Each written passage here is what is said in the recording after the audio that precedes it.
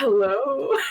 Hello, everyone, and welcome to the Just Gaming Tingz Podcast. We're bringing you an all-queer perspective on video games, gaming news, and nerdy stuff. We do this every Saturday live on twitch.tv/justgamingtingz at 1 p.m. Eastern Standard Time, and it will be up later on in the day on YouTube and your favorite podcast services. Hello, everyone. Here we are. Here we are. I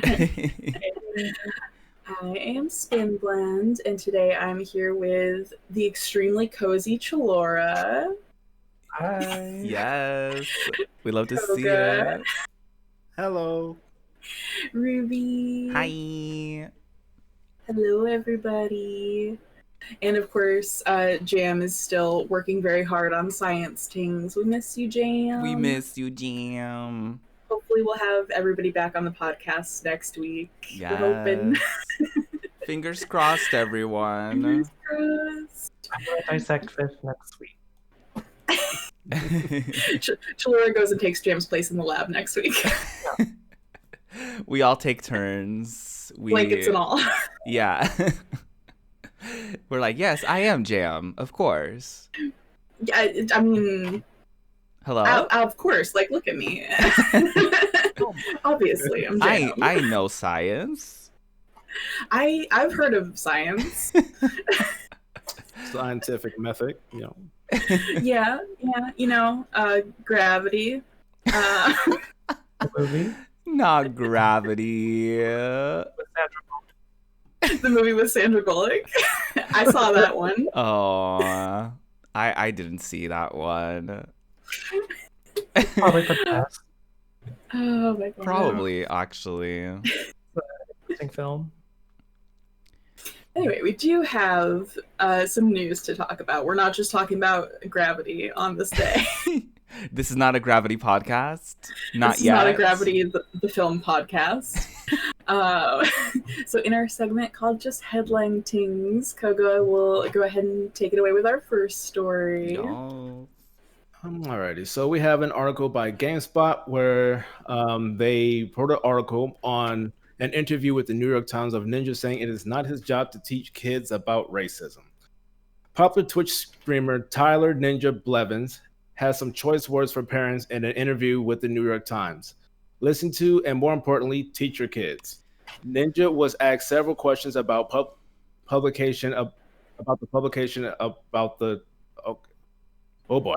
Ninja was asked several questions by the publication about a number of things in his life, from his plans to transition to voice acting to his comments a few years ago about playing games with women. One question in particular was centered around the behavior of kids who frequent his live streams. When asked what could be done to mitigate the oftentimes infantile and inflammatory comments made in his chat, which inevitably tend to dissolve into some form of derogatory or racial slurs, Ninja said it all comes down to parenting. He says, but it all comes down to parenting, Ninja says. You want to know, I can't read this morning. Listen, reading is hard. Very hard. Mm-hmm. You want to know who your kid is? Listen to them when playing video games when he thinks you're not. And here's another thing. How does a white kid know he has white privilege in his parents oh my goodness, I am so sorry. You're completely fine. I've had a rough morning, to say the least.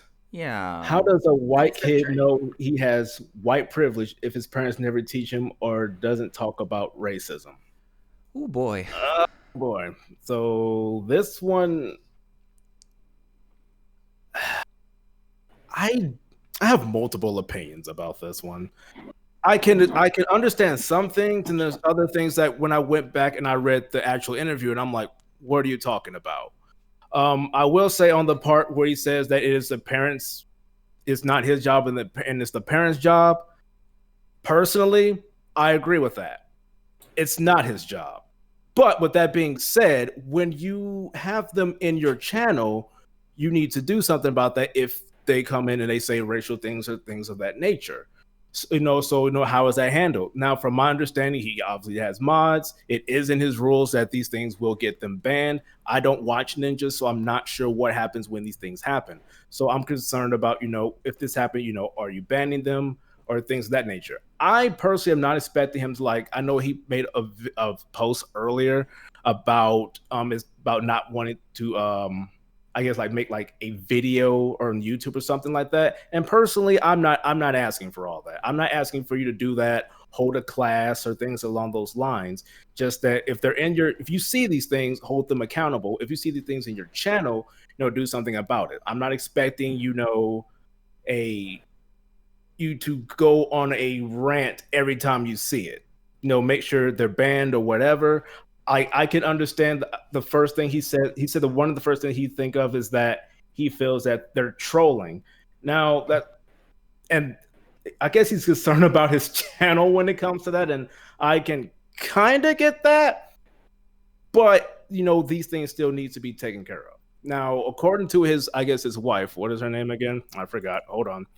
Jessica Blevins. She says that she put up something on Twitter. It said, if any of these people tweeting actually watch Ninja stream, they know how many times he's spoken out against issues of racism, white privilege, and have zero tolerance for racism in his games and channel. He does his part. He just isn't holding a seminar on the topic. I know a few people who go there who's mentioned that is how that happens, but again, I'm not there. So I'm not trying to go on a huge rant, because if I said everything how I felt about things, it would take maybe at least 5-10 minutes.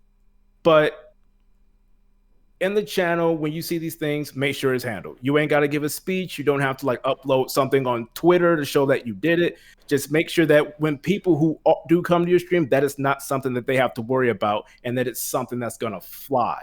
Because if that's the case, then then you're not doing the part. I'm not expecting you to sit down, pull them aside, and have that whole conversation with that person in a inbox. I do agree that yes, that is something the parent needs to make sure that they are doing. Some children are not going to have that, whether it be parents not around or things of that nature. But that does not mean that it automatically means that, okay, now we got to point to him or some other celebrity. That does first and foremost come down to the parent and teachers if they're around. But that doesn't mean that he should also let that slide when he sees it. So I kind of agree with them, but I don't want it to be to where it's you let it fly because you feel that it's not your job. It doesn't have to be your job for you to say something when you see it. Ruby, how do you feel about it? I always think it's interesting when it's the whole idea about being a content creator, and of course with that comes the label of being an influencer. And I do find it interesting that a lot of folks glamorize and take advantage of the positive parts of influencing people, which is sponsorships, brand deals, juicy contracts with different companies, and all that stuff to influence people to buy products or to use an affiliate link or to do whatever. But what I find interesting is that the second there's an issue in those communities, suddenly it's oh, it's not my job. But aren't you someone with a platform who uses that platform often to do stuff with it? So why is that a thing that wouldn't be a part of your job? It's not your fault to a certain degree that your audience is younger. I could argue that it is partially his fault because you brand and you build your community around certain values and certain things. So of course your community ends up being a product of your intentions. So I do think it's convenient that he is oh, it's not my job to do it. It's the way that he said it too, because I think you can say it, and I agree with Koga.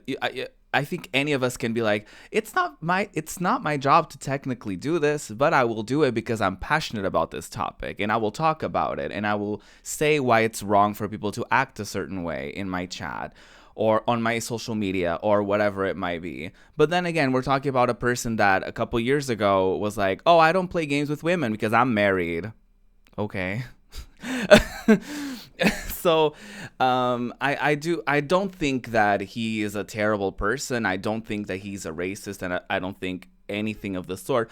But I just think it's hypocritical for someone who uses their platform like every influencer does to sell products to people and to talk about Twitch primes and to do all of these things and to get people to spend money, which, by the way, his audience is young, so there's also something there, but we're not going to get into that. But when it comes to being like, you know what, instead of spreading values, like instead of spreading links or instead of spreading sponsorships and whatever, let me spread values, let me spread good things and intentions and actions that people can take to make the gaming space a better place for everyone.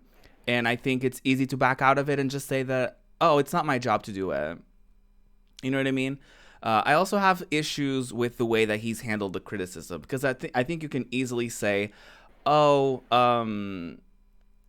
I didn't mean it like that. Like, it's not my job, but yes, I have done these things, and what else can I do to make it better? But instead, his approach was like, well, I didn't see you donate this amount of money to Black Lives Matter, like, related, not companies, like, charities. I didn't see you do this. I didn't see you do that. And it's like, if you're being a good person, if you're doing good things, then why do you get so defensive about it when people are just genuinely asking questions? But I could go on and on about him. But yeah, what do you think, Spin? Yeah. Yeah, okay. There's some points where I'm like, do I expect him to just stop playing Fortnite and just fully become like a social justice education channel? Absolutely not. No. But like, could you imagine? Right? And I don't think he's necessarily like the best source for like a lot of that kind of information. But if he's if he's gonna have this platform with like all of these kids watching him, like, he could kind of use that influence to kind of get their foot in the door. Yeah. Like, I feel like my job as a white person is to kind of bring up these issues to other white people and then direct them to people of color. Like, I feel like that's everybody's job if you want to be, like, if you want to help out people of color, like, with the issues of racism, if you want to educate other white people. I feel like our job is to just open the door and then just, like, send them to better resources to talk about it. And I feel like he could at least do that, you know? And imagine the kind of reach that somebody like him would have if he were to do that. Like, that would make a huge influence. And like, in a perfect world, would every parent be like sitting their kid down and talking to them about racism and educating them on how to be better? Yes. But you don't live in that world. Like, maybe the kid's parents are racist. Maybe they're just like, don't care about these kind of issues. So it, like, yeah, like, it's kind of unfortunate, but like, especially when you have an audience that big and that young, like, you become a role model to them. Yeah. And there is some responsibility there. Like, if you're going to have that, if you're going to cater to that kind of audience.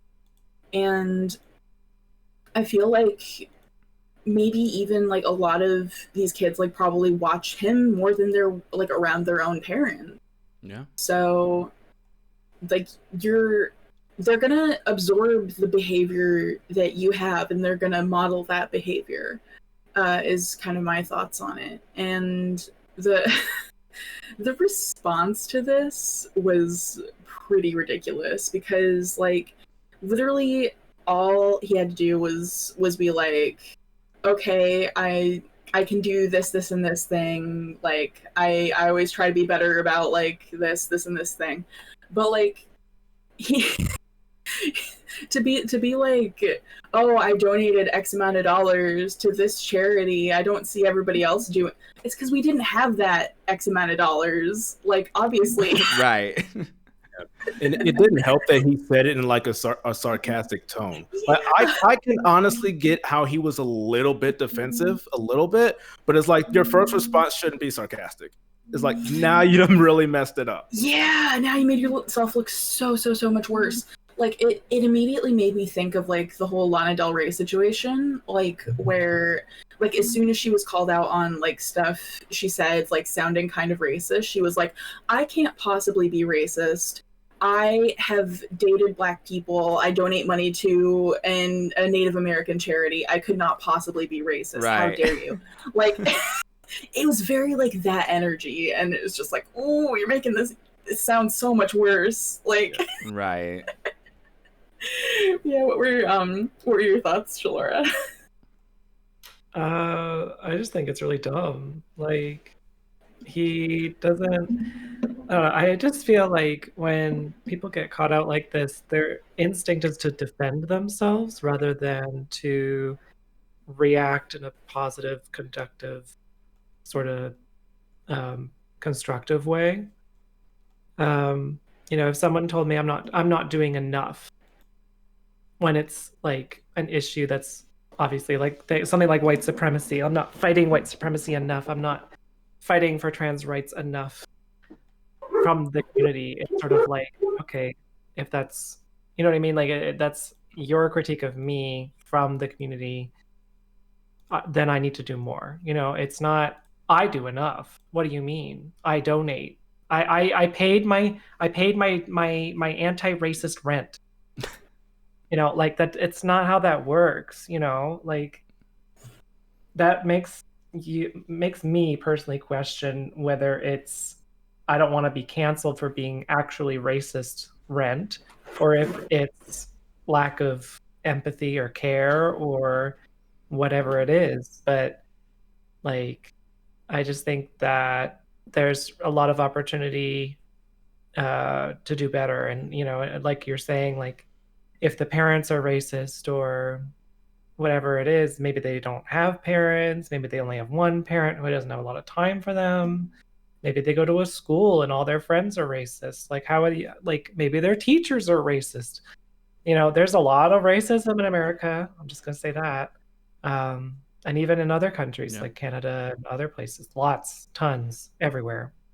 So being at the top tier of like children's entertainment and adolescent entertainment and preteen entertainment, I feel like you kind of have to, unfortunately, whether you like it or not, you have that throne of responsibility.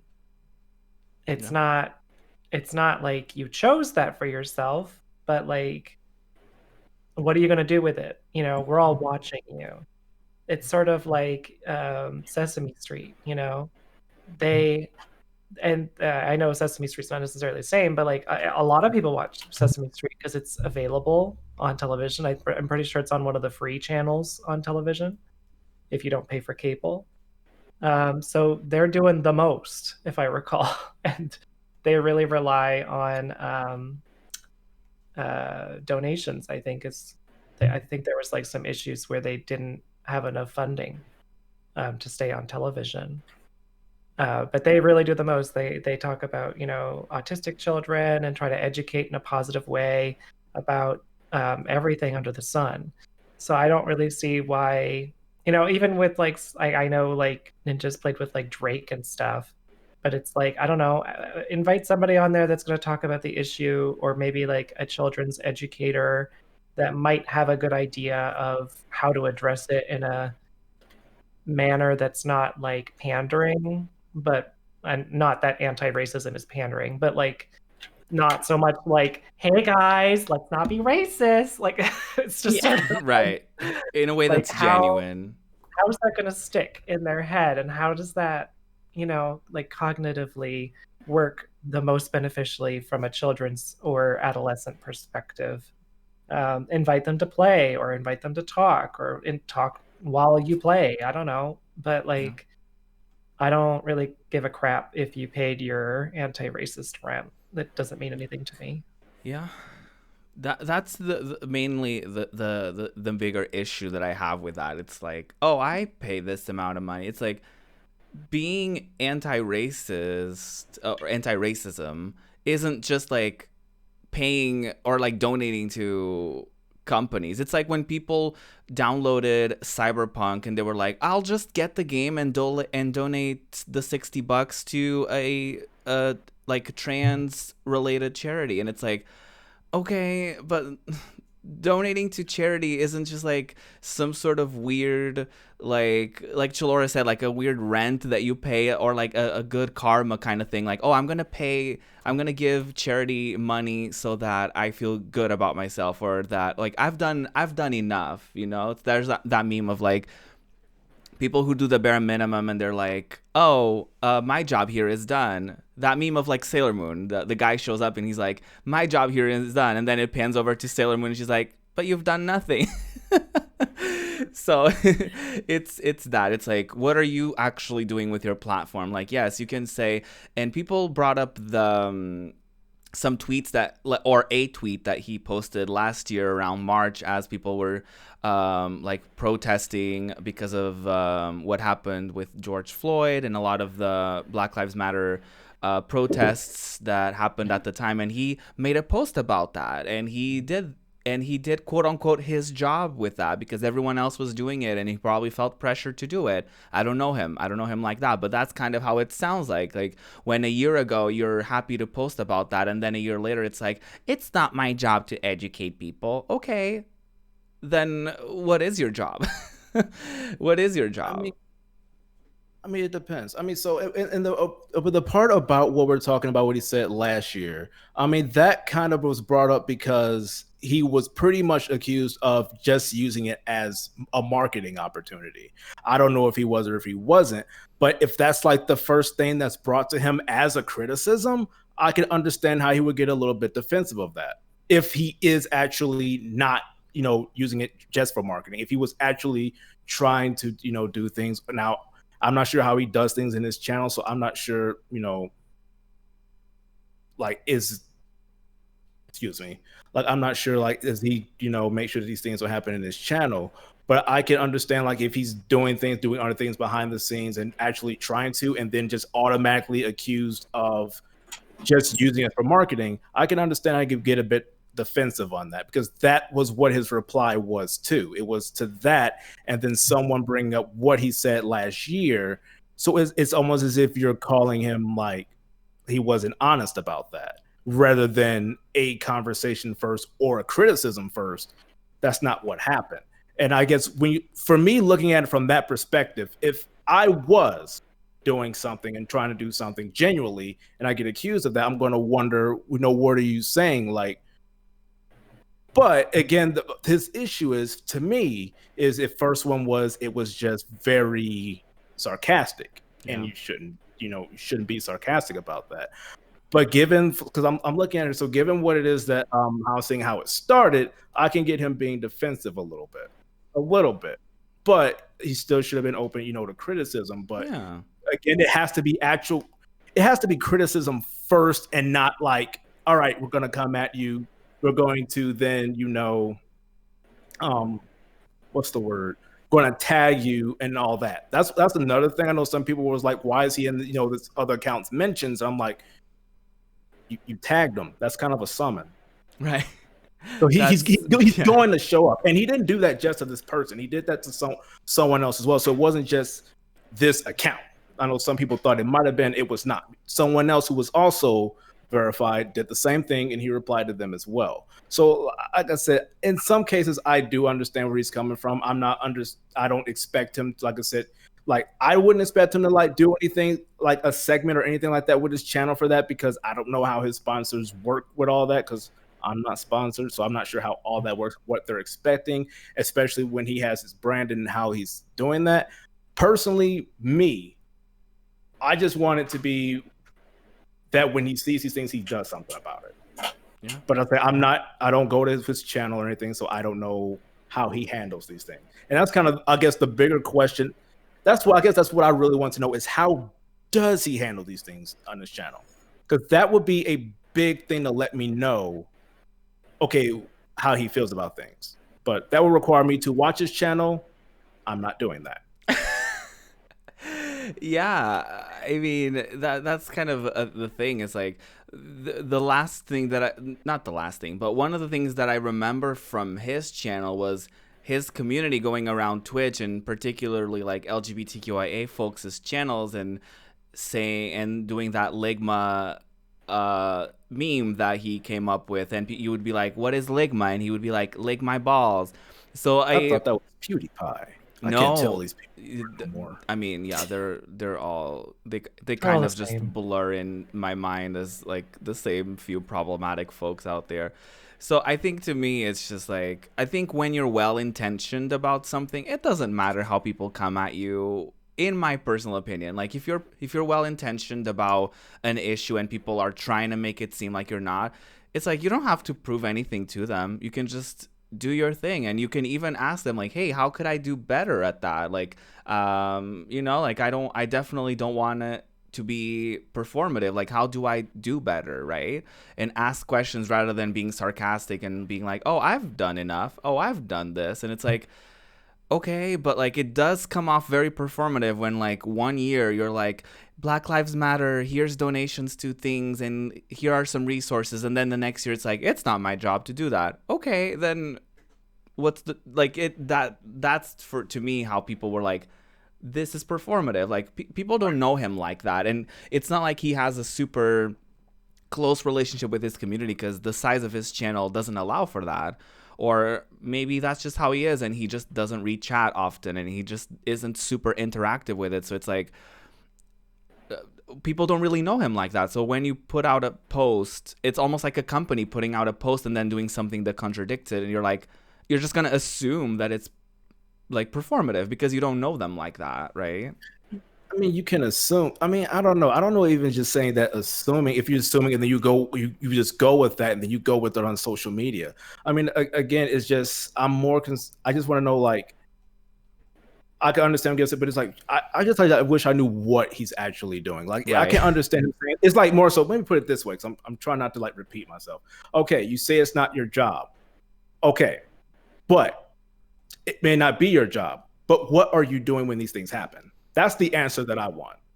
And unfortunately, I don't have that. And me having that would be a better way for me to gauge the rest of it. Because it's just me not watching him, me not having that knowledge and just going off of what I've seen on the internet for the past few days.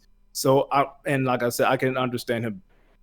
I mean, like I said, if you come at someone a certain way, like approach is very important, approach and tone. And that gets lost on the internet a lot. Yeah. And that's very important. And that's, like I said, how I can understand how he got defensive. Because in some cases, like some people, you don't know their intention or whether they're upset, calm, or anything like that. But I don't know. Yeah, I feel like it does, like, I feel like people, like, especially like bigger influencers and bigger streamers, YouTubers, kind of have this assumption that like people can read their mind. Like, why don't people just like know that I'm not racist? Like, they don't know unless they don't have anything to go off except for your actions. And if your action, the only action that they have from you is like, oh, I tweeted about this and donated money last year when everybody was talking about it, and then nothing since or before, because like racism didn't get invented in the summer of 2020. Like, right. You've been doing stuff earlier. So like, if that's the only thing they have to go on, like that's what they're going to make their assumptions and opinions based on. Like, you didn't give them anything else. They can't read your mind. They don't know, like, I mean, in a way he has. I mean, he does like stream on Twitch. So it's just that you would have to go out of your way to do that. That's why I don't have that assumption that about him being racist or anything like that, because I have not watched him. So I can't say that he is, because there is a way for me to go see that. I just haven't. So, and I'm not a person that goes off making just an assumption. I'll have like, all right, I see this, but I'm just not going to just go with that. I've seen it way too many times where that just doesn't, it can lead to where, okay, they might've been right, but then maybe not all the time. Mhm. And so the thing is, like, there is a way for people to know that. It's just that you would have to watch his content. And the question Right. is, do you want to do that? Most of the people who I know who are angry, understandably, don't want to. I get it. I don't want to either. But unfortunately, like, to get that answer, and at least on that level, you'd have to watch his content and on his channel to see how he handles this when these things happen. Right. Yeah. Right. Yeah, and I don't know if any of us are emotionally and mentally prepared to do that. Yeah. Maybe not. I don't know if I want to jump in I a just don't care pool what filled he's with sharks this day. You know, it's just not my goal of the day. Mhm. Yeah. Maybe not. But yeah, moving on, we do have our next story, another thing that kind of blew up on the internet this week. Right. We have a little write-up from the New York Times that I'm going to read for y'all. GameStop stock soars as Reddit investors take on Wall Street. So, GameStop shares have soared 1,700% as millions of small investors, egged on by social media, employ a classic Wall Street tactic to put the squeeze on Wall Street. On Wall Street, individual investors are often derided as dumb money, destined to lose against highly compensated analysts and traders who buy and sell stocks for a living. But in recent days, individual investors, many of them followers of a popular juvenile foul-mouthed Reddit page called Wall Street Bets, have upended that narrative by banding together to put the squeeze on at least 2 hedge funds that had bet that GameStop shares would fall. While the hedge funds and other professional money managers had been shorting GameStop shares, betting that its stock was doomed to further decline, the retail investors, online traders, mom-and-pop investors, small brokers, and others have been pushing the other way, buying shares and stock options. That caused GameStop's market value to increase over $24 billion from $2 billion in a matter of days. Its shares have risen over 1,700% since December. Between Tuesday and Wednesday, the market value rose over $10 billion. So, what I've seen on this is, it's like partially people being like, yes, like go buy more GameStop stock, keep like making Wall Street people lose money, and half like, what's going on? So Me, I'm the other half. I'm gonna try my best to explain it as I understand it. Oh boy. Oh, here we go. There's math involved. Oh, well. Forgive me if I mess up. This is a queer podcast. Where math? Mhm. Hello? We're not into the stonks. So basically, what it is these like Wall Street traders basically like put all their money on thinking that GameStop's stock was going to fall. So they borrow one stonk from a trader that's, let's say it's valued at $2, and then they sell it to somebody else at $2. So they're betting that the stock's going to fall. The price of the stock is going to fall. They buy it back at $1, give it back to the person they borrowed it from. They made $1. What's actually happening is all the people from Reddit are buying up GameStop's stocks to make the price go up instead of down. So they borrow the GameStop stock from the person they buy it from, sell it at $2, but then they have to buy it back at $3. So because the price went up, so they lose $1, and they still have to give that share back to the person they borrowed it from. So wow. Now imagine that, but the numbers are much bigger. Right. Money? Ooh. Yeah, so that's why the Wall Street people are very angry at Reddit right now. Aww. But the thing is, what a shame. That's so fun. Like, it's not like this practice is illegal or anything. They're just literally like investing in the stock market in the way that like it's like they're literally yeah doing the same thing that the Wall Street people are doing. Yeah, exactly. They do but that all the in a more time. organized front, you know? And now everyone's trying to get into stocks, and they're like, "Wait, no."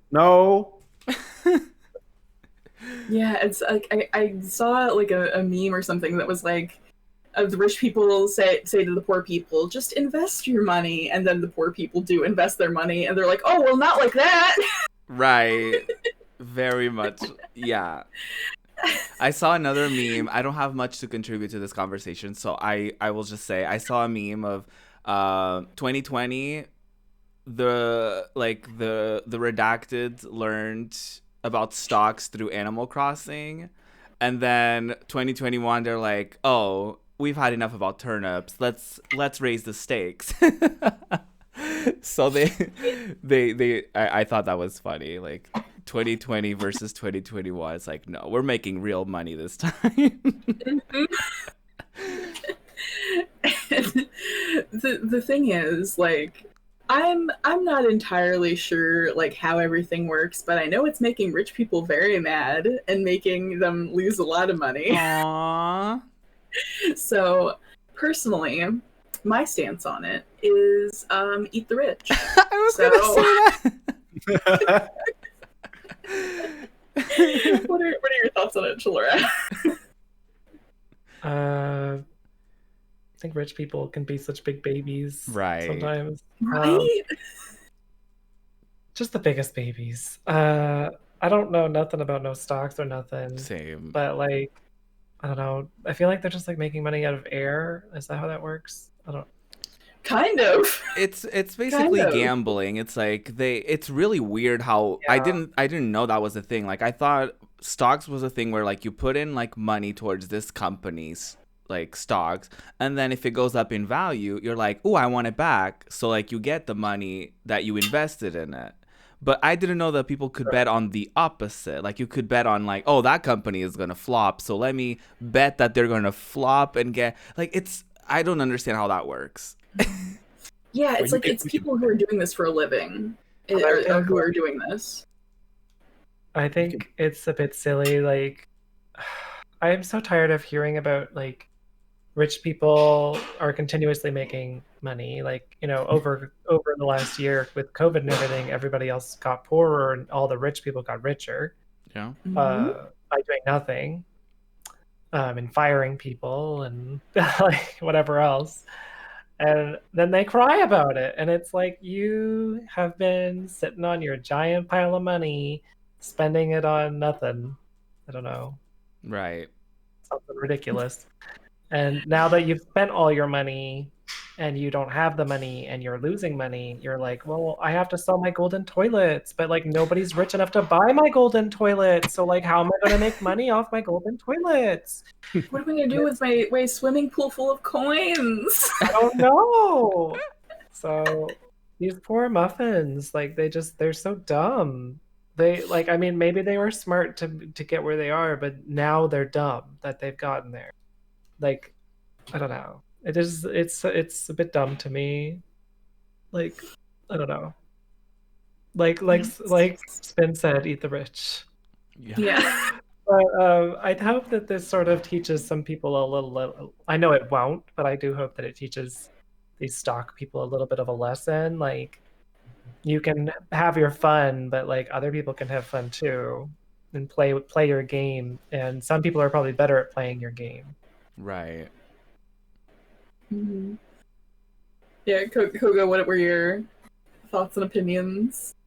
I don't know much about stocks. I've just been seeing it all week. Everyone's talking about putting money into AMC and then the GameStop, and like you can use Cash App, and I'm like, great. And I'm looking at it, and I'm like, I don't understand.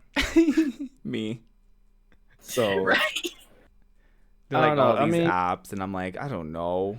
Yeah, like I've heard of Robinhood, which that sound like they're not being very Robin Hood when they were. I guess they made it where you could for a minute you couldn't get stocks from GameStop or something for a minute. They were one of the people responsible. Like when they saw this happening, they were like, maybe we don't do it anymore. Maybe, or like apparently they were selling some people's shares without telling them. And I don't know if it was just them. I think a lot of them were doing that. So I don't think it was just Robinhood. Yeah, so I don't know. I mean, I would probably, I guess, maybe myself do a bit more research and see, because I don't want to like throw a bunch of money in and then I'm like, all right, how much am I getting? Right. Oh, I'm not even getting half of that back. Okay. But I don't know. I'm not surprised that rich people are upset by it, because I don't know. They don't care. They really don't. They just care. A lot of them care about just more so themselves. And No. I mean, I would hope that this would help some people who are like struggling a little bit, or just people who are lower class. But I don't understand how this works. So I don't know if some of them are just making it worse or making it better. Yeah. Teach me how to stock. How did the stocks go? How? But yeah, like I just think it's so funny that like now that regular people are like kind of winning at this game, everybody's like, oh, and now we have to change the rules. Right. Because... It's not allowed to do so when they've been doing it the whole time. Right. It's like this practice is a thing that has been done on Wall Street for a really long time, and now that rich people are losing money, like it's just like, right. Oh, now we have to stop this. Well, what can we do to Don't like literal governments do that too, like where they inflate certain like stocks in Wall Street and stuff so that things appear more valuable and stuff like that. And it's like, oh, God forbid me and my friends each put $50 into it, and and then those 5 friends also tell their other 5 friends, and next thing you know, there's like 1,000 of us. Yeah, that does sound awfully familiar to something that happened pretty early in 2020 when the stock market was supposed to crash. And then it crashed anyway. Yeah, right. Big, huge waste of money could have gone to some people that needed it, but right, like millions that definitely didn't. Yeah. Maybe possibly, all the people that are still unemployed. Right. Right. Yeah. Like every single person struggling through the pandemic. Like, I don't know. Maybe. Or like money that they could use to hire more health workers and things of such nature. Yeah. Imagine that. Yeah. Get more equipment to hospitals that need it, but yeah. Yeah, just to help them with, rent and food. But, that makes them upset. I don't know. Imagine that. Imagine just a bunch of people getting upset about, people who are a bit poor and they're just trying to get something to eat. Right. Exactly. Capitalism. Right. I do think that there's something funny in the irony of like karma of like, oh, you bet that this company was gonna flop. Guess what's not gonna do. Right. And I've seen people like I've seen on TikTok like people emptying out GameStops, like just fully buying everything in them, just to like give them like praise. And there's a part of me that's like, I've seen a couple things online. I'm like, well, I wouldn't say that GameStop is necessarily the small company that you need to like, oh, good old GameStop. They treat their employees so well. Like, I've seen stuff that says otherwise. But I do think that it's something about karma of like someone putting money down into betting that someone else was gonna go bankrupt is just so icky to me. So I'm kind of glad that they're the ones losing money instead. Well, it was probably some business like political tactic to like destroy their company and then do something like it was going to be some chain reaction, to benefit I don't know, the source or some garbage. I don't even know if there's a competitor for GameStop. Yeah, because like just digital media. Yeah, like anything like Steam, Sony, Microsoft, they probably would benefit if like physical retailers were not a thing anymore. Oh yeah, because they wouldn't have to have that middle person with the money. They just get all of it. Yeah. Right. Yeah, but like GameStop really did kind of go in and just like we're basically the Walmart of games, like like just taking out all like the local game stores. Right. And like so definitely like games, I wouldn't say GameStop is the underdog in this situation, but Right. like I'm not necessarily happy for GameStop, but I'm happy for the people, like the individual investors who are just like, you know what? Maybe Let's we play just this make rich game. people I'm lose bored. a whole bunch of money. I'm happy for those people. Yeah, there is something really magical about that, I will say. Just a coordinated effort to just make rich people lose a bunch of money. Like that does make me very happy. It's very satisfying. Besides the good kind of harassment where we're harassing the rich, unfortunately, there have been some harassment allegations at Scavengers Studios where they have suspended their creative director. From PC Gamer, it says Scavengers Studios is a Montreal-based indie studio with around 40 employees that made a big splash at the Game Awards in December with the announcement of Season. This narrative-driven adventure game is about a young woman bicycling across a surrealist landscape, documenting her journey and the artifacts she finds to prevent them from being lost in a mysterious and impending apocalypse. But despite Season's serene vibes, several employees have come forward to accuse Scavenger Studios co-founders, creative director Simon Darvaux, and CEO Émilie Lamarche of fostering a hostile and sexist work environment. A report by GamesIndustry.biz, who spoke to 9 current and past employees, details multiple specific incidents of sexual and verbal harassment dating back to 2018. These allegations also describe a generally hostile work environment, especially for women, where employees would be publicly degraded, yelled at, and objectified. In one such incident, which happened in 2019, Simon Darvaux allegedly got drunk at a company party and groped several female employees. Gross. Can't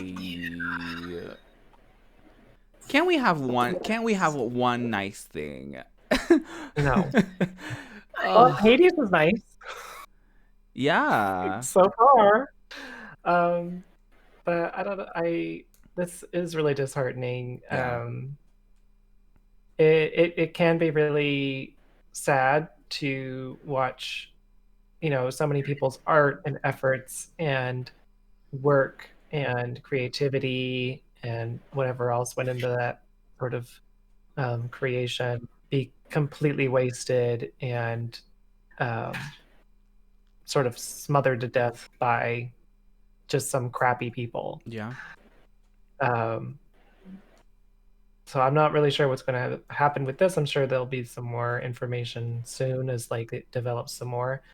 But it's interesting that like the CEO is a woman and the creative director is a man, and she didn't, like, it seems like she didn't. I don't know, but there's no report of her saying, and it does seem to say that there's reports of both of them being complicit in this. Yeah. Complicit. So, like, I don't know. There's some piss poor leadership going on there with the public degrading, being yelled at and objectified, and then the groping. I know in Canada, like, we have very strict laws in terms of that sort of behavior. And as someone who has a degree in HR, it's something that should have like some HR representatives should have done something. And I'm surprised that it didn't, especially that it happened in 2018. And I from what I hear from a lot of my friends in Canada, HR departments in Canada don't seem to do anything. So that's annoying.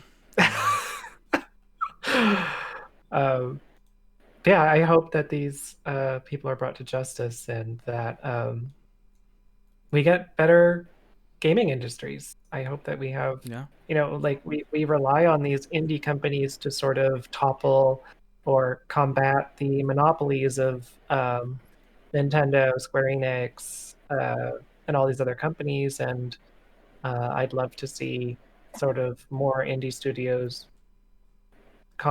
battle better and with better strategies and healthier management systems and no crunching tactics and everything else, and just have, like, it's kind of like like Critical Role and stuff. You see everybody there and you're just like, they're just having the time of their life. You can enjoy the content and the people because they're having I mean, I don't know, maybe Critical Role isn't having a good time, but I don't know anything. I just looked at everybody's faces and they're like, I don't know. No, I'm just neutral. I'm just But I mean, listening. like, I think that I think they seem happy. I Yeah. haven't heard anything bad, so it's kind of like they're happy to be there, and so I feel like that sort of promotes a better product. Absolutely. I do have a bit of an update on this story. The CEO, Emily LaMarche, she is temporarily stepping down while they do an audit of the workplace. Okay. And part of why she's kind of involved in this is a lot of these employees definitely like thought she was kind of complicit in it, and also she was in a romantic relationship with the creative director, Scavenger one. Yeah. Oh. So yeah, they definitely thought like she was involved in this. Right. So that's kind of her situation on it. If someone was doing that at my workplace, I would stop dating them. Right. Yeah, you'd think. You'd think. This happens. No dick is that good. Right. Like you'd think that like that wouldn't be part of it, but it is. The thing is, I was really excited for season, and like I'm hoping that season can like come out and like be good, and that these people are not involved in it anymore and like profiting off of it. But like, I wanted one nice thing, and then we just wanted a girly on a bicycle. We just wanted a girly on a bicycle. That's all I wanted, and then this happens, and it's like. It kind of made me think of like the wider conversation about women in the games industry, and it's like you look at the games industry and you're like, oh, there's not many women in the games industry. Maybe women are interested in gaming. Maybe women don't want to like work in the games industry. And then you see stuff like this, and it's like that's why there's not more women in the games industry. Is because they're literally not safe. Yeah. Like unless you build an environment that is safe for women to work in and inclusive, and that can at least guarantee that your employees who are women aren't going to be, degraded and objectified and assaulted, then maybe you would see more women in the games industry. Is what I'm saying. Like that's kind of my thoughts on it. Ruby, what were your thoughts? Oh yeah, and to add to that as well, that's also a point that people bring up as far as diversity too. It's like, we don't see people of color in the gaming industry. Maybe they're not as interested, and it's like, no, it's definitely kind of not necessarily intentional, but the roots of gaming stemmed from people that were very well off, that had access to technology, which is a very white demographic to begin with.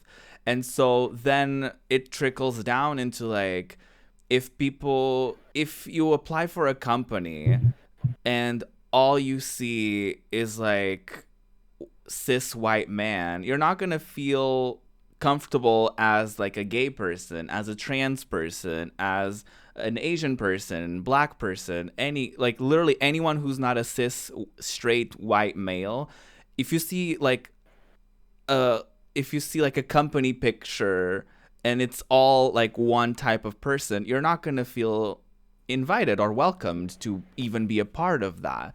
So yeah, that's a whole other conversation. And my thoughts on this is just like, I hope that people pay attention to what is gonna be done, if anything gets done about it at all, because I think it's very easy for people to forget, and it's not on them to remember, but it's just like, I think we need to really pay attention to who we're supporting and who we're giving our money to, right? Because I think it's also easy for a company to make a game that is seemingly inclusive and is seemingly great and it's doing great things for the industry, but then if you don't look at the reports of what's going on behind the scenes, then it's like are you actually doing good by supporting them?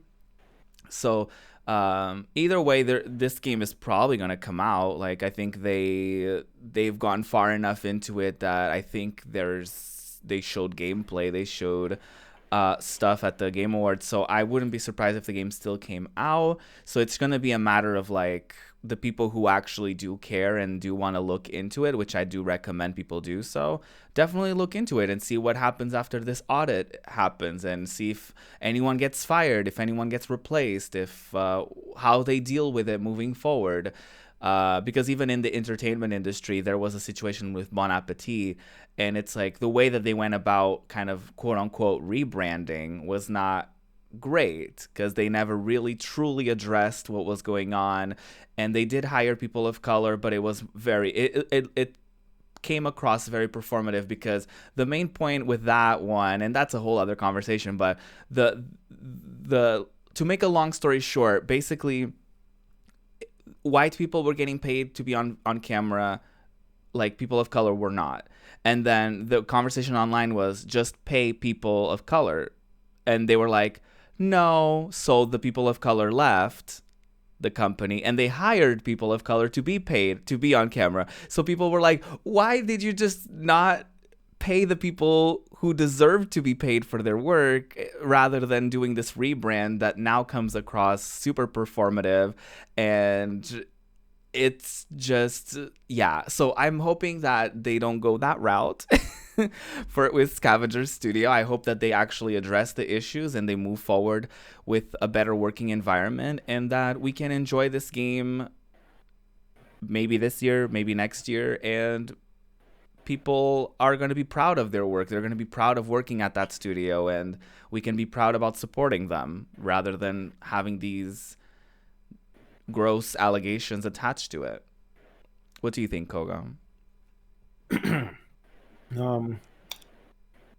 I really, I hope that this does get handled, because it's very sad to see, indie developer, company, that this is something that's happening. Indie developers and indie games are very important, Yeah. to the gaming space in general. And, you want more to people to, feel that they can make the games they want to play, they want to make, and, in the way that they want.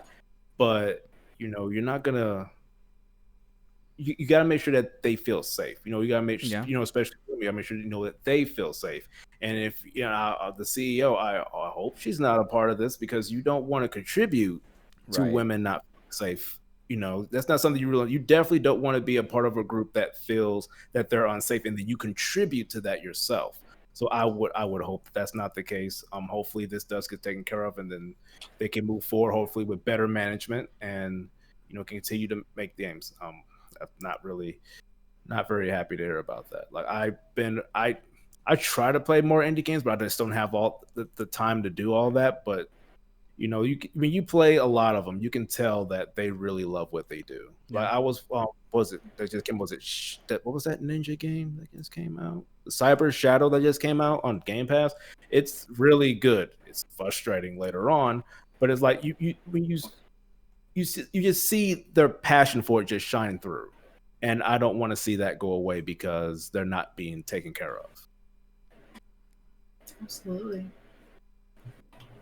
Yeah. It's sad to see something like this happen, like especially at an indie studio, like a small indie studio. It's just like,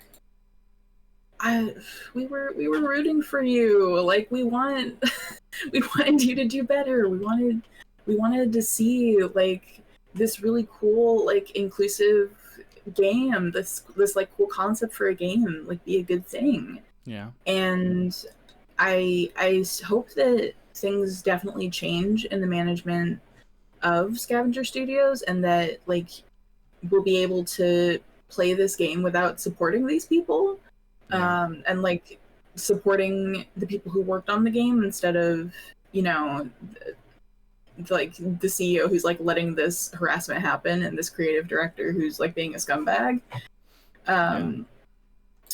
I'm hoping for like an update on the situation later that makes this right somehow. But like, it's something I want to keep an eye on, because I do want to play this game, but I want to play it like in a way that is not gonna like cause further harm to people who are affected by this, and like put money in the pockets of the people who are doing this. Yeah.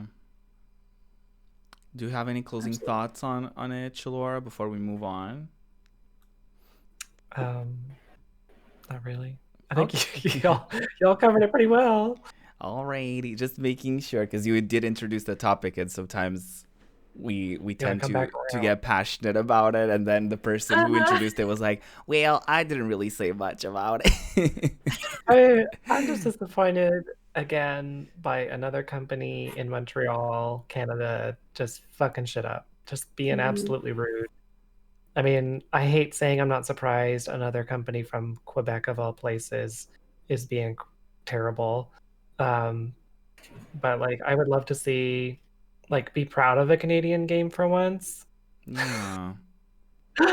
Like, not proud of DVD, not proud of behavior. Not proud of this either. So it would be nice to be like, yes, this game came from Canada and it's awesome and it's lovely and it's got all the things we want and all the things we need, and they treated people super well. Great, cool, nice. Is that too much to ask? Please, can we just, can y'all change up your behaviors? The bar could not be lower, honestly. Right. Like, and you're still managing to like just scooch right under it. Like, the bar could not be lower. I people. know. Just don't be gross. Yeah. We do have another story, and this is about Tomb Raider. So we have a story from VG247. The next Tomb Raider game will unify the timelines of the classic Tomb Raider and the modern Tomb Raider, according to Crystal Dynamics. According to game director Will Kerslake, the team envisions a future of Tomb Raider games unfolding after the quote-unquote established adventures from the core design's first game to the latest released by Crystal Dynamics. Quote, our origin trilogy told the story of Lara's early days, where she was forged into a survivor, became a hero, and ultimately a Tomb Raider.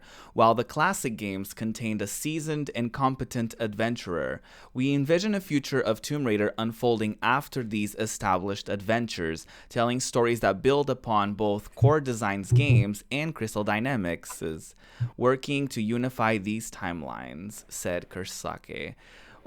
With Tomb Raider's extensive history, this is not an easy task, and we ask for your patience as we go through the development process. We don't have plans for a major game announcement in the near future. So this to me looks like they're still kind of trying to figure out what to do next. Like, it's not really new that Crystal Dynamics' approach to this reboot was that it was going to be more of an origin story in how she became the famous Tomb Raider that we grew to love from the original trilogy. So to me, this is not really super surprising. It is quite surprising that it's kind of like anniversary times, and they are doing a couple things to celebrate. There's going to be an animated series. There's going to be a mobile game, and that's supposed to be like with the old Tomb Raider design, but with a different gameplay. So I'm interested. I'm hopeful for the future of Tomb Raider. I hope that these anniversary-related projects don't flop, so that the game franchise can continue, because I do feel as though I just don't think that there's enough hype around Tomb Raider. I don't think. Like, I think maybe it was just the timing of like Uncharted being by the third game, and like people kind of being tired of Uncharted. Not necessarily tired, but like that niche was already kind of covered.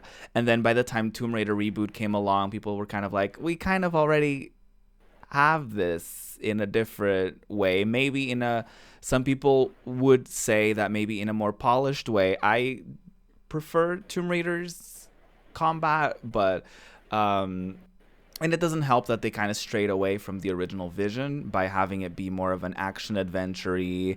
Especially the first game was very like stealth centric. The second one was more action based. So they did bring up like actual tomb raiding for the second one, and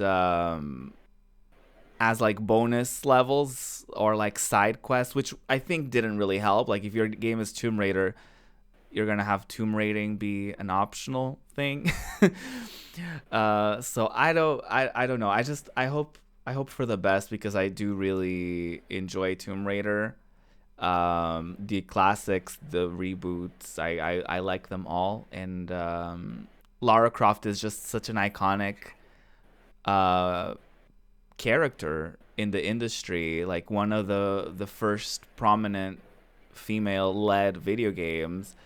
So I do feel like she deserves better, and hopefully she will get the treatment that she deserves moving forward. Lara Croft for Smash, why not? Yeah. Now that I'm thinking about it, I'm like, she's not a sword user. She would do great. Anyway, have her flipping around with her long braid, her guns. You can have the old design, you can have the new design, you can have the like a pixelated moment where she's a full polygon, and that would be cute. I don't know. Cute. Mr. Smash Brothers. I forget the name of the person in charge of it. Mr. Smash. Mr. Smash Brothers Ultimate, please. I know you're very overworked, but please. Sakurai? Yes, Yeah. There you go. He always looks so tired. I feel so bad for him. He always looks so tired. Oh my god. Yeah, what do you think, Spin? What do you think? Are you looking forward to this? I am. Like, I haven't actually played the reboot trilogy. I did play the original trilogy as a child, and like seeing it again, like as an adult, I'm just like, how did I play these games? Right. How did I do this? So I want to check out the reboot trilogy more. But it does seem kind of odd that like they did change the gameplay so drastically from the original trilogy to like the reboot trilogy. I like the idea of it being more of an origin story, because it's not like trying to rehash like the story that was already told in the original trilogy. Yeah. And I like the idea of kind of like bridging that gap. I'm wondering if they're going to kind of bridge the gap gameplay wise as well, like have more puzzles, have more platforming, like in like a newer game. I think that would be a cool idea to kind of bring back fans of the old series and like keep fans of the new series happy. I'm interested to see what they do with it. That's kind of my thoughts on it. Chalora, what did you think? I'm just excited. I like Lara Croft. Yeah. I got no complaints. That's all I got.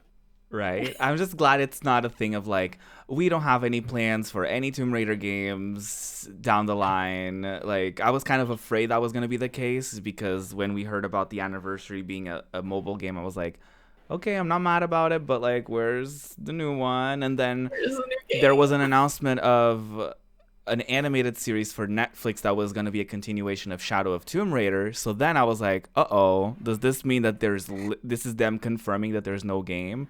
But no, apparently they're just trying to figure out how they're gonna do it. So maybe the animated series will give us kind of a perspective on where they're trying to go with the story, or what they're aiming to do. It kind of sounds like they put themselves in a box and they didn't like that, so they said, okay, we're going to put an animated series and then we'll wrap up this story. Maybe we'll age Lara Croft a little bit and then let her be like the full-on like adult woman. I mean, she was an adult woman in the first games that came back. Yeah. But she was like very new to tomb raiding and things like that. So it was kind of like the whole point. But I think maybe they'll come back with her more like the original series where she was like, I've done this a million times. I'm doing it again. Right. Like ruthless. Yeah. Like she knows what she's doing. She's a badass bitch. She can do like backflips and whatever. Bring back the Just names what you believe. backflips. Yeah. I miss those. Absolutely. What do you think, And Coco? side flips. Yeah. I think it's pretty cool that they're looking to. I guess from my understanding of it is that I guess the new game that they would do would be after the ones that were made. I guess once the originals that were coming out. I played like some of the older ones, but I didn't get around to like the new trilogy that started with I think it was like 2013 that it came out. Mhm. I have it, but it fell into the pile like a lot of other games I have there. But I do have an interest into playing them, and I think it's good, pretty cool that they're wanting to keep it going, but also wanting to move it more forward. So, and I think, and from my understanding, I think the series has done well. Like I don't think none of them did bad. I mean, I know the first one did pretty good. The second one, I think it did good as well. But I know it came out on Xbox One first for some reason. It was like a timed exclusive, which did not help. No, it didn't. So, and I think there was a Shadow of a Tomb Raider. I think they came out like all at the same time. From my understanding, they've all been pretty well received. So, I think it's good that we have another franchise that's been around for a long time, and people are still interested, and they're going to make more. So, thumbs up for me. Yeah. Definitely. So this brings my question. If you could have a game get a sequel, or not necessarily a reboot, but if there's a game that you feel as though deserved or deserves better, what would it be? Is there such a game? I have a thought immediately. Yes. Okay, so you know how they did the Crash 1 through 3 remaster, and then they did the Spyro 1 through 3 remaster, and then they did Crash 4. Yes. Spyro 4? Please. Spyro 4, please? Because there were definitely Spyro games after the original trilogy, but we don't like to talk about those. And then Spyro became a Skylanders demon. So give us proper Spyro 4, like a sequel to the original trilogy. My Spyro loving heart would be so happy. What were Koka, did you have one you were thinking of? Like, I guess a series that should get maybe like a sequel or something. Yeah. Can we get the Bouncer 2? Like, we got one, and that game can be in like an hour, but it was fun to play, so you would play it again. And it came out like back 2001-ish or something. We never got a sequel. Like Square Enix, like come on, give us like the dude. Is that where Sora came from? The design, because they look pretty similar. It does look like an early Sora design. Like I always wanted a sequel to that, and we never got it. We just got that one, and that was it. Yeah, that would have been nice. There's so many like I feel like underrated series out there. I'm trying to think of like something that would be cute. Do you have anything, Chilora? Yeah, I'm trying to like think about it. All I can think about is that I want Gauntlet, but like the one for the GameCube or the PS2, not these crappy new ones. They're terrible. Like the one with I know it's terrible, but like this like super campy, like ridiculous body proportion, like super big booby, like like running around with this tiny little wand going, yeah! It was stupid and ridiculous, and like I feel like it almost wasn't even like body whatever. It was just more of just like campy and ridiculous and over the top. Yeah, I love that. We definitely, I think campy games definitely need to exist more. Yeah, everybody's taking themselves too seriously. Yeah, and I do have something from what we've been playing, like from Just Playing Tingz, that kind of fills that gap for me. But as far as sequels, I'm pretty sure like every game that most games that I've played, I'm like, yeah, that's cool. Like sometimes I get kind of not frustrated, but I'm like, do we really need a sequel to that story?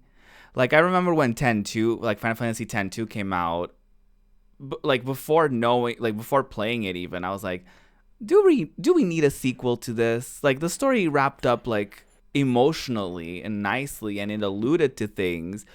But then 10-2 was just kind of like, no, we're not alluding to it anymore. It's 2 years later, and here's exactly what happened, and we're leaving nothing to your imagination. So, yeah, I do think that it could have, like, stuff like that. I'm just kind of like, do we need all that? I will say, I hope that we get, and I guess I don't know if this is more of a reboot than a sequel, but Final Fantasy Tactics, hello? Where have you been? It's such a unique take on Final Fantasy, and I feel like they've tried doing like rhythm games, fighting games, mobile games, all these things, and it's like, you have a property right there that you can use. Great job with that. Yeah, it's so critically acclaimed, like Final Fantasy Tactics Advance, like, can we get either a sequel, a reboot, just like something? I mean, there was Final Fantasy Tactics Advance 2. Oh yeah, there was like it was on the DS, right? Yeah, I didn't like that one as much, to be honest. It was a little too like, I feel like it was too broad or something. Like I would play Final Fantasy Tactics Advance, and there was like just enough stuff to kind of like, you had to like definitely learn a lot of things to kind of get it together. But like, even knowing all the things, like, they introduced a lot of new things in Advance 2 that I was just sort of like, huh? What? And then they would like change things, and like spells got moved over to different classes, and it was like, oh, I'm lost. Right. But I don't know. I do agree. Like, it definitely was a great franchise, a great spin-off series, and I think that could definitely bring it, especially with the Switch. Right. Like, imagine if, like, I don't know, 2-player even. Ooh. Like, it's like maybe like a big map, and you could like have your, you know what I mean, like 2 different starting points, and almost like a game of chess. That would be cute. Yeah, well, I mean, that's pretty much what it is. Yeah, that's literally, yeah. Maybe not necessarily against each other. I mean, you could do it competitively. That would be cool too. Yeah. But like against like a big boss or. Ooh, whatever. Oh, I see what you mean. Like each person has like a party of their own, and they kind of cooperate. Oh, that would be so neat. That would be really cool. Would be awesome. Like, now there's like the technology to do it online and stuff like that. So like, hello? Technology. Hello? Square Enix. Square Enix, please. Oh man, now I want that. I know. Ugh. Well. One day. But instead of games that we wish we were playing, let's talk about what we are playing in Just Playing Tingz.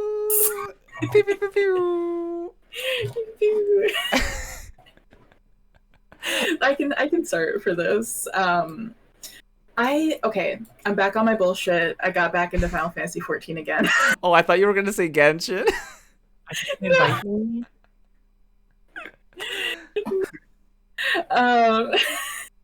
I'm back in Final Fantasy 14.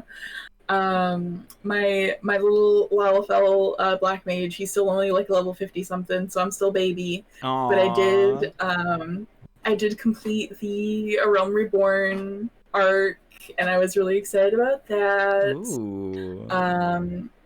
So I'm up from here. Because getting to level 50 is the biggest hurdle, and it's the most terrible plot. Oh. So it's only uphill from here. Like, only increases in quality from here. I'm looking forward to the rest of it. I'm excited. I'm excited to level up my little guy, get some more like classes under my belt. I am a little Lalafell black mage with a little pink mustache, and he's very adorable. Aww. So I'm just really excited to just like roam around in a fantasy world as just a cute little guy, I love that. just casting spells Oh, you know. with my chocobo named Yeehaw. I love that. Of course you named your chocobo Yeehaw. I did. I named my chocobo Yeehaw. Are we surprised? No, it's not. Yeah, it's on brand. It's very on brand. But aside from that, I did end up starting the Medium on Thursday with Koga. We did a stream of it, and that was okay. It's not my normal type of game. I'm not a horror game person. I am scared of everything. I literally got scared in like the first 2 minutes by a cat. Um, Wheel. but that was a fun experience. I don't think I would necessarily stream more horror games like on my own channel, but I would be down to stream more horror games like with one of y'all like emotionally supporting me. Yes. So we can have that like experience of like me getting spooked Aw. by literally everything.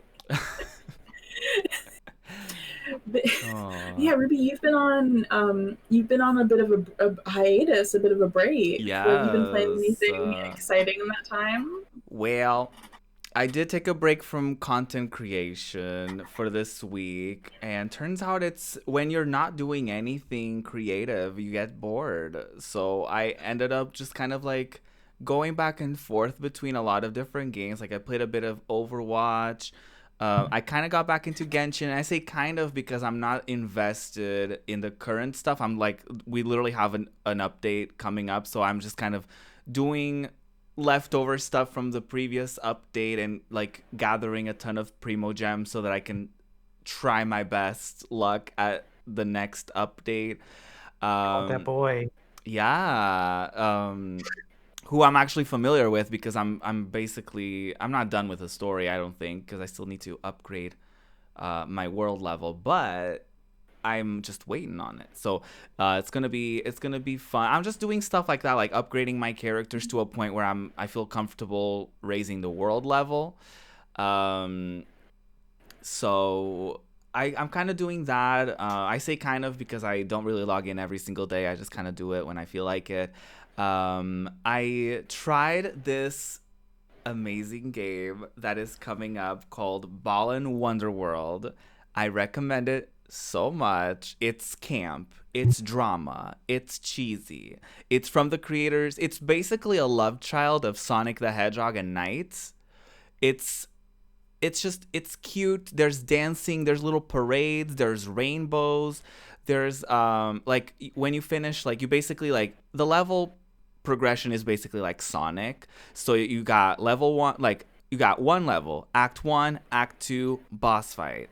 And the demo is actually pretty long. You get the first full level, so you get to do act 1, 2, and the boss fight. And then if you collect enough like statues, you get to play act 1 of a different level and act 2 of another level. So it's actually a really, really good demo. The game is it the most smooth experience? Is it like I played it on PS4, so I don't know how the experience is going to be on PS5, but my experience is like, okay, this game is not the most, I'm not going to say that this is is going to be the best game that will come out this year. It's definitely not going to be the most like polished. It's not going to be all of that, but is it cute? Hell yeah. Is it like drama? Yes. And it's like a little platformer. You play as these characters that you basically unlock little outfits that have different abilities. So some of them is like you get a double jump. Some of them you're kind of like Crash Bandicoot and you become a little tornado and break stuff with it. There's another one where you can be a little dragon and you breathe fire. And there's another one like there's just like little outfit changes that you can do, and it's super cute. And all of them have like funny names and like pun kinds of names. So it's adorable. I think it says gay rights, so I definitely approve. There's like a big dance sequence when you finish the boss fight, and I was shook. I wish I was streaming it because I was just like jaw to the floor. I was like, this is the gayest thing I've ever seen in a game. So I think that's all, unless I'm forgetting something. Oh, I'm playing this game from Game Pass called, is it Star Renegades? It's like it's an indie. It's turn-based. It's like cyberpunky kind of. So it's really nice, really nice. It's kind of one of those games that you can think about it, and it's turn-based, but there's like a little bit more strategy that goes into it because you can see like their turns, and you can like certain moves can impact or can delay like the other opponent's moves, or they can stagger them. It's a whole thing. It's really cute. And like once you die, you kind of have to like, oh, you're being transported to another alternative reality. So you kind of have to do it from scratch with a level progression and all that. So it's really nice. I definitely recommend it. It's on Game Pass. So if you already have it for other stuff, then I definitely recommend you give it a try. I think it's a Canadian studio actually, now that I'm thinking about it. So I think Ontario. Wow. Oh. Yeah, so definitely give it a try. Not sponsored by them or Game Pass yet. Xbox, hello, hi. What about you, Koga? What have you been up to? Let me see.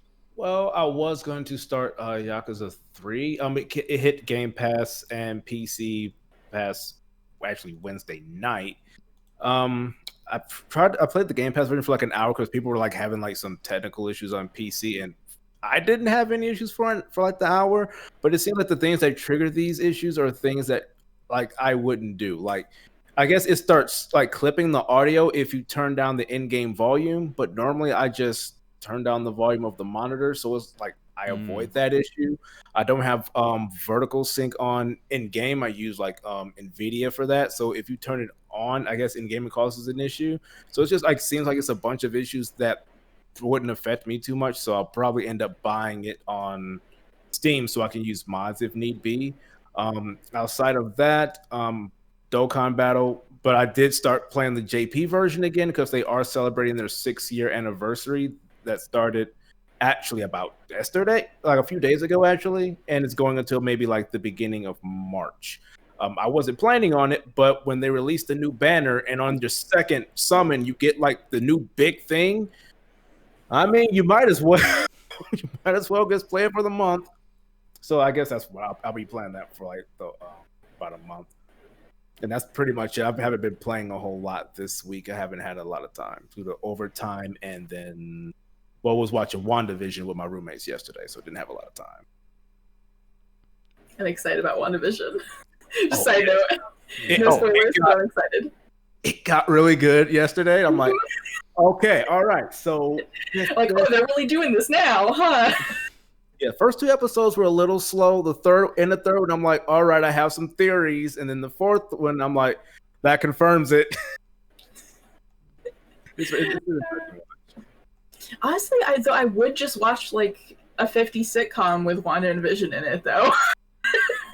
I feel like I would just watch that. Yeah, I did watch it at first. It was kind of like you wanted it to move on to see like kind of like what was happening. But I mean, like what's going on? Yeah. Yeah, you know something's wrong just because of the title, because like Vision is like, died in a movie, so it's like he's there. That's not right. Mm-hmm. I smile and nod.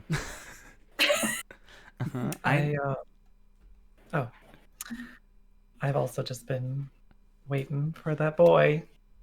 I don't know.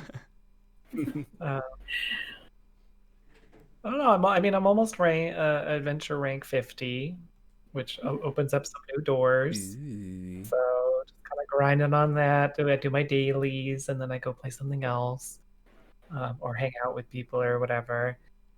Lately, I've been a bit busy and editing for some big projects coming up. Ooh. Doing all the things I need to.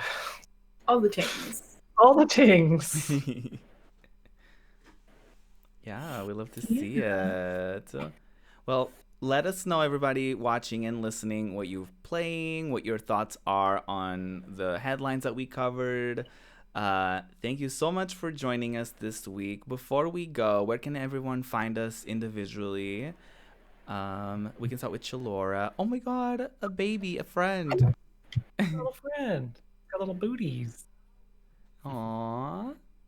Why? Your reference to the podcast. I love that. You can find me at Twitch.tv/Chalora, also on Twitter at Chalora, Instagram at ChaloraFlora, and you can find me tonight in the chat as we have a continuation of Stream Queens Con's conversations with creators with disabilities. So it's going to be 3 panels discussing with different content creators who happen to have disabilities, and they're going to talk about ableism in our platform and what we can do and all sorts of things like that. And then it culminates with a game all together with all the participants. Awesome. I love that. Yeah. I know I'm going to be there because Smallsy's on the panel. Yeah, friend of the podcast. I'm excited for Happy birthday, Smallsy. Happy birthday, Smallsy. We love you. Yeah, Koga? You can find me here, Koga_Jangles, the same on Twitter. I should be doing Tuesday if they don't give us mandatory overtime again. They did that twice this past week, so that's been an issue. So if they don't, I should be doing that then. If not, then potentially Thursday or Friday. Yeah, it's just got really busy because of the beginning of the year, because everyone's like their trips all reset, so now everyone's like calling the phone. So they've had me working like an extra hour or two afterward. I get home late. But like I said, I'm aiming for Tuesday. I'm probably gonna, I don't know, because was gonna do medium, but might have to pass on that due to some triggers here and there. Yeah, we're gonna look more into the medium over the course of this week, and see like how we can continue it while also like making sure the community's safe and like making sure that everything's good with that. So we'll keep y'all updated too. Yes. And how about you, Ruby? You can find me everywhere at Project Ruby, Instagram and TikTok, the Project Ruby. How dare they ruin my good streak of usernames. But yeah, you can find everything as well at projectruby.eu. If I'm streaming, my streams are there. If you can see the latest YouTube video on my channel there. Very easy to find. I'm coming back this week, so continuing Final Fantasy VII Remake, Majora's Mask, Tomb Raider 3, and of course my podcast Breakfast at Ruby's. So I'm super excited about all of those things, as well as continuing Just Gaming Tingz. What about you, Speen? You know, the gaming Tingz. Yeah, all the gaming Tingz. You can find me on Twitch and Twitter at SpinBlend. Next time y'all will see me will, I want to say, be Monday, depending on, you know, health things, how I'm feeling. We'll probably play some more Final Fantasy 13. I've been having a good time with that. Yes. Team Vanille, an icon, Yes. a legend. Truly, Vanille is like the queen that we deserve. You can't play that game with a speaker or anything. Oh, no. You can't. She will make all the sounds. She will make you look like you're watching adult content. Truly, she will. But we love her. That's why I love her. Yeah, and then you can also find my soap shop at Spin Soap Cafe on Etsy and Instagram. New soaps are going to be coming for spring. I just like made them and finished like getting them out of the mold, cutting them this week, and they came out really good, and I'm excited about them. So those will be coming in spring. Thanks so much for joining us this week for the podcast. Yes. Again, we're live every week on twitch.tv/justgamingtingz. We're also Just Gaming Tingz on Twitter. we're not quite that on YouTube yet, so please do subscribe to us on YouTube. You can find our links in the description and all that stuff, so that we can get our custom URL. Please do follow us on Twitch, because we're also super close to being affiliates, so that we can We're 6 away. Yes, we can monetize our content and be better for y'all and have better graphics, better production quality, and more fun things in the future for sure. So yeah, thank you so much for watching and listening, and we'll be back next week. Bye.